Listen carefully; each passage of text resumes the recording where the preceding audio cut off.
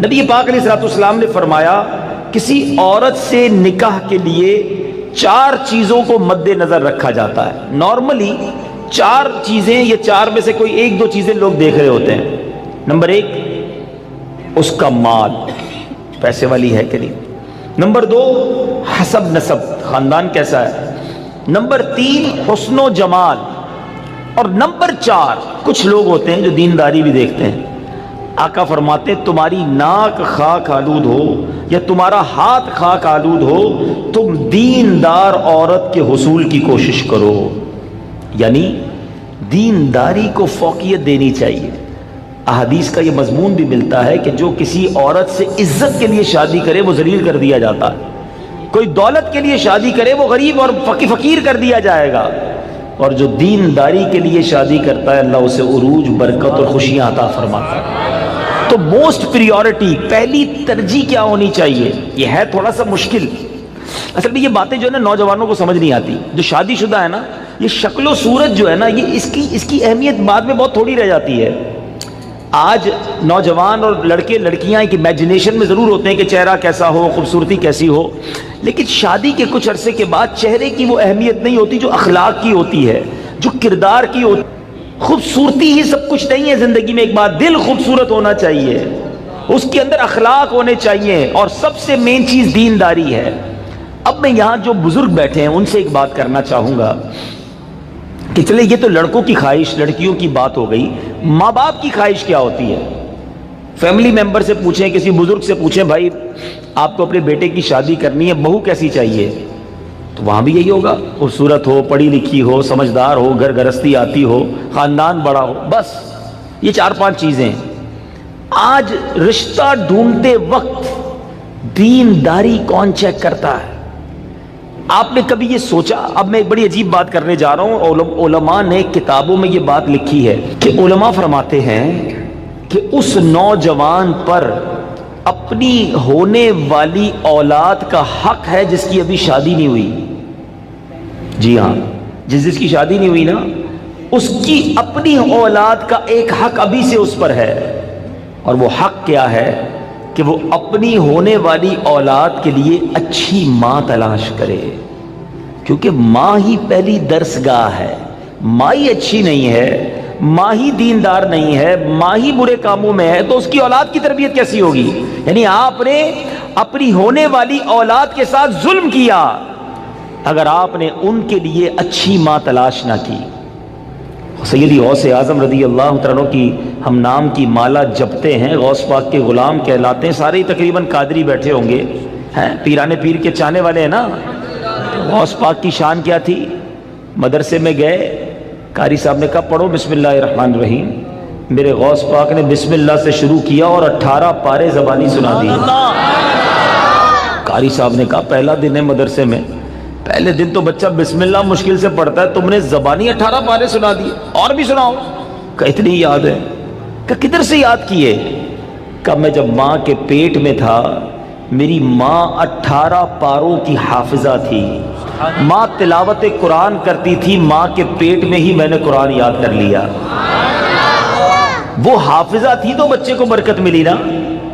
اب جو ماں فلمیں دیکھنے والی، گانے سننے والی، بے پردہ گھومنے والی، نمازیں قضا کرنے والی ہوگی، اس کے پیٹ میں جب بچہ ہوگا تو کیا اثر پڑے گا بچے پر؟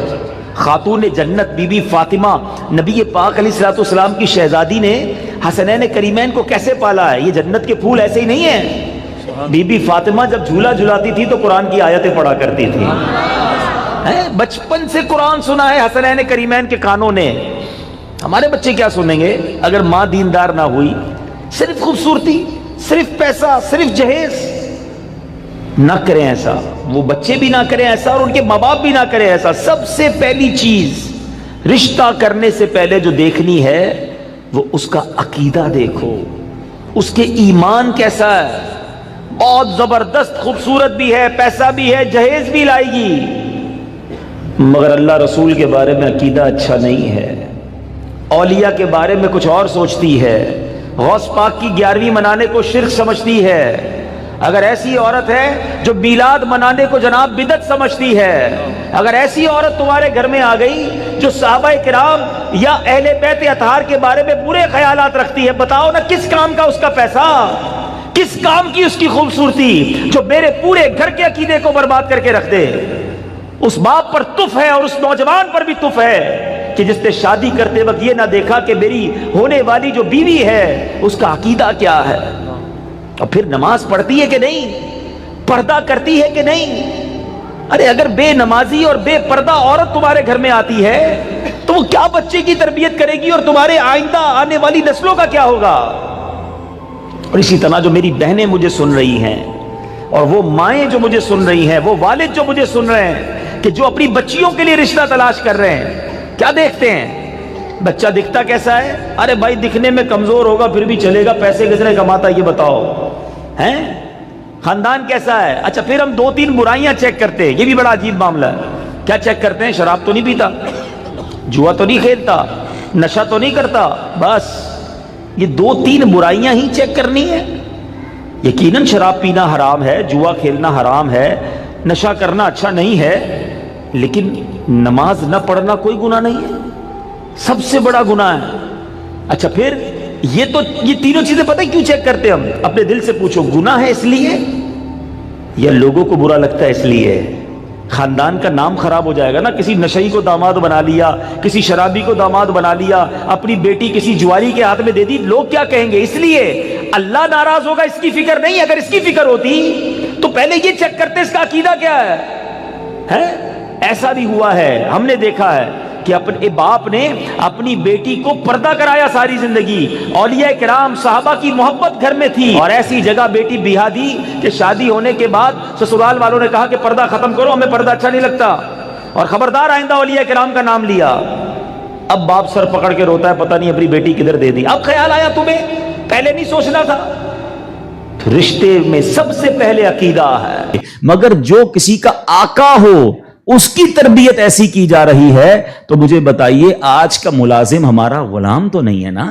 آج تو ہم نے اس سے ایک وقت کا اجارہ کیا ہے کہ جناب آپ 8 گھنٹے کے لیے میرے پاس آئیں گے اور پرٹیکولرلی یہ کام کریں گے، جو کام دیا میں اس سے وہ کام لے سکتا ہوں، نہ میرا وہ زر خرید غلام ہے، شام کو جا کر وہ کچھ بھی کرے اس کا میرا کوئی کانٹریکٹ ہی نہیں ہے۔ مگر اس کے باوجود جو آج ملازمین کے ساتھ سلوک کیا جاتا ہے، غلام کے ساتھ اچھا سلوک کرنے کا اسلام درس دیتا ہے، تو ملازمین کے ساتھ تو اس سے بڑھ کر اچھا سلوک کرنا ہوگا نا، کیونکہ وہ تو غلام بھی نہیں ہے۔ مگر آج غریب ملازمین کے ساتھ جس طرح بعض لوگ بیہیو کرتے ہیں، میں ایسا نہیں کہتا کہ سارے لوگ کرتے ہیں، ماشاءاللہ کچھ ہم نے دیکھا، چاہے وہ فیکٹری اونرز ہوں یا مالکان ہوں کاروبار کے، وہ بچوں جیسا سلوک کرتے ہیں، اور کرنا بھی یہی چاہیے۔ وہ غریب ہے تو اس کا مطلب یہ نہیں کہ اس کے پاس دل نہیں ہے، اور اسلام ہمیں حقوق بیان کرتا ہے اور ہمارے صحابہ نے اس کو کس طرح امپلیمنٹ کیا۔ اب یہ ایک بات ذہن میں رکھنی ہے، نبی پاک کی ایک حدیث یاد رکھیے گا، میرے آقا علیہ الصلوۃ والسلام فرماتے ہیں من آذا مسلمن فقط آذانی ومن آذانی فقط آذ اللہ، جس نے کسی مسلمان کو تکلیف دی۔ اب اس میں کہیں بھی ایسا نہیں ہے کہ اپنے برابر کے مسلمان کو تکلیف نہیں دینی ہے۔ میں چیمبر آف کامرس کا ممبر ہوں تو کسی چیمبر آف کامرس کے ممبر کو تکلیف نہیں دینی، میں فیکٹری مالک ہوں تو کسی فیکٹری مالک کو تکلیف نہیں دینی، میں ایک ایلیٹ کلاس یا اچھی کلاس کا رہنے والا ہوں تو اپنی طرح کے لوگوں کو تکلیف نہیں دینی۔ یہ مطلقاً حدیث ہے، من آذا مسلمن، ٹھیلے والے کو بھی تکلیف نہیں دینی جو مسلمان ہے، جو جناب میرا ملازم ہے اسے بھی تکلیف نہیں دینی، جو میری فیکٹری کا دروازہ کھولتا ہے مجھے اسے بھی تکلیف نہیں دینی۔ بلکہ میں آپ کو سچ بات بتاؤں، یہ وہ لوگ ہوتے ہیں کہ جن کے ساتھ اچھا سلوک کر کے ہم اپنے رب کو بہت راضی کر سکتے ہیں۔ اب ایک اور واقعہ سنیے، اور سبحان اللہ یہ واقعہ بھی حضرت بلال حبشی ہی سے ریلیٹ کرتا ہے۔ اب آپ ایک اور بات سمجھیے، حضرت بلال حبشی کا بیک گراؤنڈ کیا تھا؟ حبشہ جو ہے وہ ایتھوپیا کو کہتے ہیں، آج کل وہ ملک ایتھوپیا ہے، ٹھیک ہے نا؟ اٹ مینز وہ افریقن تھے، عرب کے اندر ایک افریقن غلام کے طور پر وہ آئے تھے، اور آپ نے بہت ڈیفیکلٹ لائف اسلام کے لیے گزاری۔ جو آپ کا آقا تھا نا امیہ، میں نے وہی کہا کہ باٹ کر لیتے تھے، خرید لیتے تھے، وہ بہت سخت اسلام دشمن تھا۔ اب امیہ کو جب پتا چلا کہ حضرت بلال مسلمان ہو گئے، اب اس نے حضرت بلال پر مظالم کے پہاڑ توڑ دیے۔ ابھی حیدرآباد میں ہم لوگ موجود ہیں، گرمی کا سیزن ہے، ہم شاید 10 منٹ بھی باہر گرمی میں کھڑے نہ رہ سکیں اس وقت، لیکن مکے کی گرمی जिनको जो गए मक्के मदीने में, हजरत बिलाल को तपती रेत पर वो लेटाता था। अजर अता फरमाए हजरत अबू बकर सिद्दीक रदी अल्लाह तआला अन्हु। देखिए हजरत अबू बकर सिद्दीक भी बिजनेसमैन थे। ये मेरा टॉपिक नहीं है, वरना एक बहुत खूबसूरत ये भी टॉपिक है कि हमारे सहाबा जो बिजनेसमैन थे उन्होंने कहां कहां पैसे खर्च किए। मैं और आप भी करते हैं, but what a right investment they did on that time. हजरत उस्मान गनी की इन्वेस्टमेंट देखें, आज भी हजरत उस्मान गनी का वक्फ मदीने में जारी है, आपके इल्म में होगा। बहरहाल हजरत अबू बकर सिद्दीक गए और उमैया से कहा कि बिलाल मुझे बेच दो। अब उमैया जो था ना वो बड़ा शैतान तो था ही, इस्लाम दुश्मन था। हजरत बिलाल से उसका बुग़्ज़ की वजह भी यही थी। तो उसने मिसाल के तौर पे, उस वक्त मार्केट रेट था 500 दिरहम, मैं मिसाल के तौर पे, उसने कहा मैं 1000 दिरहम लूंगा। आपने कहा ठीक है। हजरत अबू बकर कहते हैं नहीं अब 2000 लूंगा। सौदा डन होने के बाद कहता है अब 2000 लूंगा। आपने कहा ओके। कहा 3000 लूंगा। आपने कहा ओके। वो कीमत बढ़ाता गया, हजरत अबू बकर सिद्दीक ओके करते गए। अब एक पर्टिकुलर बड़ी बिग अमाउंट पर हजरत बिलाल की डील हो गई। उमैया कहता है अबू बकर, मैंने तो तुम्हारे बिजनेस के बड़े चर्चे सुने थे, मुझे तो यह पता था कि तुम जो है बड़े जांच कर बड़ी तरीके से सौदा खरीदते हो, इतना महंगा ये हबशी गुलाम खरीद लिया। हजरत अबू बकर के तारीखी अल्फाज सुने, वो कहते हैं उमैया तुम्हें क्या मालूम बिलाल की कीमत क्या है, तुम इससे ज्यादा मांगते मैं इससे ज्यादा तुम्हें देता। अल्लाह अकबर। रकम दी हजरत बिलाल को लेकर नबी पाक के पास। अब जरा सुनिएगा, जब नबी पाक ने हजरत बिलाल को देखा ना, कहा हजरत अबू बकर कहते हैं या रसूल अल्लाह बिलाल हाजिर है, बिलाल को आजाद करवा के लाया हूं। नबी पाक फरमाते हैं ए अबू बकर, बिलाल को खरीदने में जितने पैसे खर्च किए थोड़े पैसे मेरे भी इसमें शामिल कर लो। इतना प्यार। और हजरत बिलाल के इस ब्यूटीफुल डील में हजरत अबू बकर ने कहा हुजूर मेरा सब कुछ आप ही का तो है, अगर मैंने कुछ खर्च किया तो हुजूर ये सब आपका है। अब हजरत बिलाल का ये बैकग्राउंड था, याद रखिएगा। अब मक्के में बड़े बड़े सरदार भी मुसलमान हुए। आप सबको याद होना चाहिए इस्लामी तारीख का एक टर्निंग पॉइंट था, और वो टर्निंग पॉइंट था फतेह मक्का। ठीक है ना। फतेह मक्का से पहले 10,000 लोग मुसलमान हुए। मैं थोड़ा सा 1-2 मिनट में थोड़ा समराइज कर दूं ताकि आप मेरे साथ और इन्वॉल्व भी हो जाएं, और ये तारीख पता होनी चाहिए। फतेह मक्का होती है 10 हिजरी में। 10 हिजरी का मतलब 8 हिजरी में, माफ कीजिएगा, फतेह मक्का होती है 8 हिजरी में। 8 हिजरी का मतलब है कि नबी पाक अलैहिस्सलातु वस्सलाम ने जो 40 साल की उम्र में स्ट्रगल ऑफ इस्लाम शुरू की, उसके 13 साल मक्के में गुजारे, 8 साल मदीने में गुजारे। 13 और 8 कितने हो गए? 21 साल। 21 ईयर्स में 10,000 मुसलमान हुए थे। समझ रहे बात को। और अब कॉन्कर होता है मक्का। जब मक्का फतह हुआ और तमाम मजालिम करने वाले लोग मौजूद थे, सरदारान मक्का मौजूद थे, और उनको पता था आज हमारे तिक्का बोटी कर दिए जाएंगे, आज हमारे सर कलम कर दिए जाएंगे, क्योंकि हमने तो इतना सताया इनको, मक्का छोड़ के मदीने जाना पड़ा। मगर एंड ऑफ द डे जो नबी पाक का शानदार फैसला था कि आपने सबको माफी का ऐलान फरमा दिया। यहां तक कि सहाबा किराम की जिन प्रॉपर्टीज पर मक्के के कुफ्फार ने कब्जा कर लिया था, मेरे आका ने कहा वो प्रॉपर्टियां भी तुम्हें हम वापस नहीं लेंगे, वो भी तुम्हारी हो गई। उस माफी का फायदा क्या हुआ यह समझना बहुत जरूरी है कि 10,000 मुसलमान हैं 21 साल कोशिश में, और सन 10 हिजरी में आफ्टर 2 इयर्स जब मेरे आका फतेह मक्का के बाद हज फरमाते हैं, जिसको हम हज्जतुल विदा कहते हैं, और खुतबा हज के मौके पर मैदान अरफात में 1,24,000 साहबा इकराम होते हैं। माफी का फायदा देख रहे हैं। हम कहते हैं बदला लूंगा, दुश्मनी चलेगी, नस्ल दर नस्ल चलेगी, मिटा के रख दूंगा, छोड़ूंगा नहीं। लड़ाई करके देख लो या माफ करके देख लो। एक माफी ने इस्लाम को कहां पहुंचाया? 10,021 सालों में। और माफी के बाद विद इन 2 इयर्स 1,24,000 सहाबा कहां मौजूद हैं? अरफात के मैदान में मौजूद हैं। एंड फ्रॉम दैट डे, एक और बात, हिस्ट्री पढ़िए इस्लाम की, फतेह मक्का के बाद इस्लाम ने जो टेक ऑफ किया है, आज तक इस्लाम पीछे नहीं गया। 200 करोड़ मुसलमान हैं आज दुनिया में। ये फैजान है फतेह मक्का के उस ऐलान का, ला तसरीबा अलैकुमुल यौम, आज तुम सब आजाद हो, तुमसे कोई सवाल नहीं होगा। और उसके बाद से इस्लाम को जो उरूज मिला। लेकिन भाई तरबियत का टाइम था ना। जब ये फतेह मक्का हो गया ना, तो प्यारे आका अलैहिस्सलाम ने मक्के की चाबी, काबे की चाबी मिली, और अब काबे की छत पे अजान देनी थी। यानी एक तरह से ये एक विक्ट्री का ऐलान था। तो नबी पाक ने किसको कहा? हजरत बिलाल को कहा कि एक बिलाल जाओ और काबे की छत पे अजान दो। अब जो सरदारान मक्का थे ना, वो कहते हैं यार हम इतने बड़े बड़े सरदार, इतनी बड़ी फैमिली से ताल्लुक रखने वाले, اتنا پیسہ ہمارے پاس، اتنے بڑے قبیلے کے سربراہ، اور آج اتنے عظیم موقع پر جو فتح مکہ کے بعد اذان دینے کا موقع، وہ بھی کعبے کی چھت پر، وہ کس کو دیا جا رہا ہے؟ ایک حبشی غلام کو۔ اللہ اکبر! یہ خبر نبی پاک تک پہنچ گئی کہ کچھ لوگ بے چین ہیں، کچھ لوگوں کو یہ برا لگ رہا ہے کہ بلال کو یہ موقع کیوں ملا، ہم بڑے خاندان والے، ہم پیسے والے۔ پیارے آقا علیہ الصلوۃ والسلام نے ان کو بلایا، پہلے تو نبی پاک نے سوال کیا کہ کیا آپ لوگ ایسی باتیں کر رہے تھے؟ کہ جی حضور کر رہے تھے۔ اب نبی پاک نے کیا فرمایا؟ نبی پاک کی گفتگو سے پہلے قرآن کی آیت نازل ہوتی ہے اور رہتی دنیا کے لیے ایک اصول بیان ہو گیا۔ اب یہ اصول مجھے اور آپ کو یاد رکھنا ہے۔ اللہ کریم قرآن میں ارشاد فرماتا انا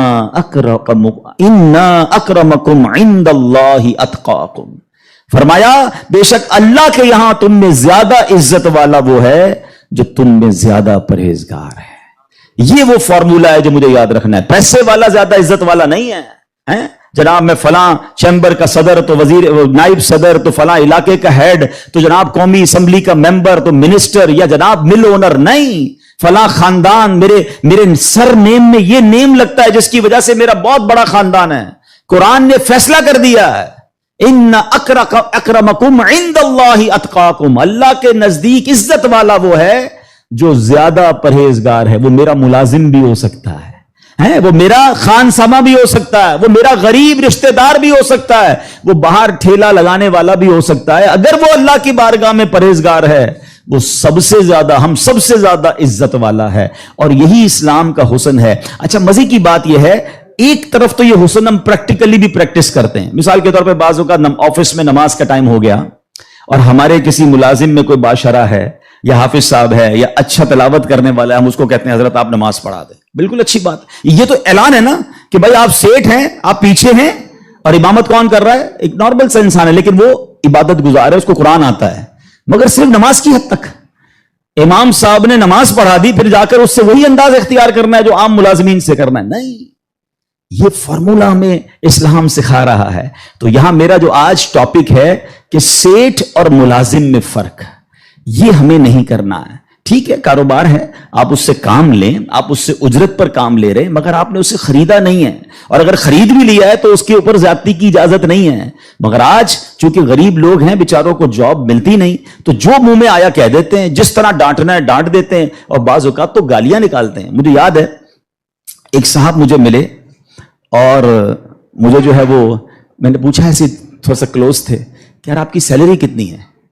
اب یہ تھوڑی چند سالوں پرانی بات ہے، he is not that much professional, normal سا انسان تھا، منشی ٹائپ کے جیسے ہوتے ہیں نا، تو کہتے 80,000 تنخواہ ہے۔ میں نے کہا ماشاءاللہ تنخواہ تو اچھی ہے۔ تو کہتے ہیں 40,000 کام کے ہیں، 40,000 گالیوں کے ہیں۔ تو میں حیران ہو گیا، کہتا صبح سے شام گالیاں سنتا ہوں حبیب بھائی، کیا کروں، غریب آدمی ہوں، پیسے اچھے ملتے ہیں اس لیے چھوڑ نہیں سکتا۔ اب میں نے سوچا کہ وہ جو مالک ہے، وہ جو سیٹ ہے، وہ قیامت کے دن کیا جواب دے گا؟ کیا پیسے دے کر گالی دینے کی تمہیں اجازت مل گئی ہے؟ کیا ذلیل کرنے کی اجازت مل گئی؟ ایسا نہ کریں پلیز۔ ہمارا اسلام ہمیں بہت خوبصورت مساوات کا درس دیتا ہے، اور غریب لوگ تو زیادہ ڈیزرو کرتے ہیں انہیں پیار کرنے کا۔ نبی پاک علیہ الصلوۃ والسلام کو، اب میرے آقا کا انداز دیکھیے گا، صحابہ بھی تو غریب تھے نا۔ اب صحابہ میں ایک بہت بڑی تعداد تھی جو اصحاب صفہ کے تھے۔ اصحاب صفہ آپ گئے ہوں گے مدینہ شریف، اللہ بار بار ہم سب کو حاضری عطا فرمائے۔ وہاں ایک بینچ، ایک چبوترا بنا ہوا ہے۔ یہ جو اصحاب صفہ تھے نا، یاد رکھیے گا، یہ اپروکسیمیٹلی 70 کے قریب ہوتے تھے، ان کی تعداد پلس مائنس ہوتی تھی۔ ان میں بہت بڑا نام حضرت ابو ہریرہ رضی اللہ تعالیٰ عنہ کا بھی ہے۔ یہ صحابہ اتنے غریب تھے کہ ان کے پاس گھر نہیں ہوتا تھا، ان کے پاس پہننے کے لیے پورے کپڑے بھی نہیں ہوتے تھے، ایک لباس، ایک چادر پہن کے بعض اوقات بیٹھے ہوتے، مگر شوق کیا تھا کہ علم دین سیکھنا ہے، نبی پاک علیہ الصلوۃ والسلام سے تربیت لینی ہے۔